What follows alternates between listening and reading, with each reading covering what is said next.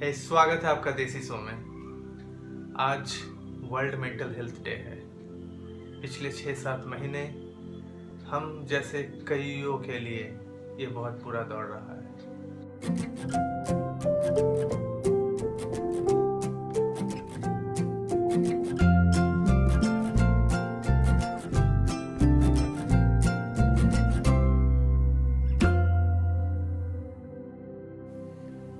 हम सभी काफ़ी मुश्किलों से गुजर रहे हैं और पेंडेमिक की वजह से हम कई साल पीछे जा चुके हैं। अगर इस दौरान आपको थोड़ी सी चिंता हो रही है या फिर एंग्जाइटी सी हो रही है या आप बहुत ज़्यादा ही सोच रहे हैं अपने फ्यूचर और फ्यूचर प्लान्स गोल्स के बारे में, देन इसमें कोई हर्ज नहीं है, ये क्वाइट नेचुरल है।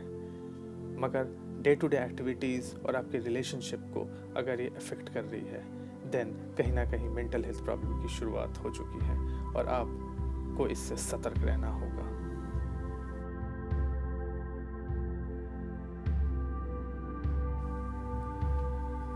अगर आपको लग रहा है कि आप अपने बढ़ते स्ट्रेस को मैनेज नहीं कर पा रहे हैं या आप पर काफ़ी ज़्यादा प्रेशर आ रहा है, देन आप अपने फैमिली मेम्बर्स से बात कीजिए और ठीक उसी तरह से फैमिली मेम्बर्स को भी आपके साथ बात करनी चाहिए। आपको अकेले नहीं छोड़ना चाहिए। और अगर आपको लगता है कि आपकी प्रॉब्लम फैमिली मेम्बर्स सॉल्व कर सकते हैं तो उनके साथ खुल के बात कीजिए और फैमिली मेम्बर्स को अपने मनोचिकित्सक या फिर काउंसलर या फिर कोई डॉक्टर से बात करके इसे सॉल्व करना चाहिए। मैं आप लोगों के सामने मेरी तरफ से इस वर्ल्ड मेंटल हेल्थ डे में एक पोएम पेशकश करने जा रहा हूँ, एक कविता पेश करने जा रहा हूँ जिसका शीर्षक है मान करो मानसिकता की। प्लीज़ इसे पढ़िए, सुनिए और शेयर कीजिए और इस पर अमल कीजिए। चेहरा सहमा हुआ सा है, क्या तुम्हें कुछ हुआ है? बता दो अगर दिल हल्का हो जाए, छुपाने से किसका भला हुआ है? कभी झल्लाहट कभी उल्लास, ऐसा पहले कभी नहीं हुआ है। बात बात पर यूं चरम क्रोध, इन आदतों पर हमें शक हुआ है। छुप छुप कर अंधेरे में कैसी बातें, किसी बदलाव का एहसास हुआ है। तो चलो मिल आते हैं किसी चिकित्सक से, तुम्हें कुछ भी तो नहीं हुआ है। अगर ऐसा कुछ लगता है तुम्हें, फिर उनसे मिलने में कैसा डर हुआ है?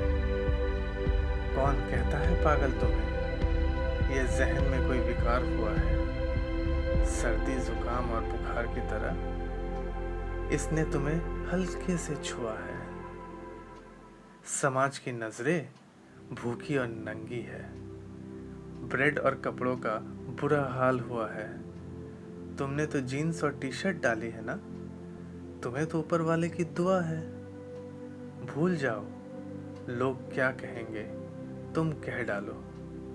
अगर इन बातों का तुम पर असर हुआ है, डरो मत समाज से, तुम बस कह डालो।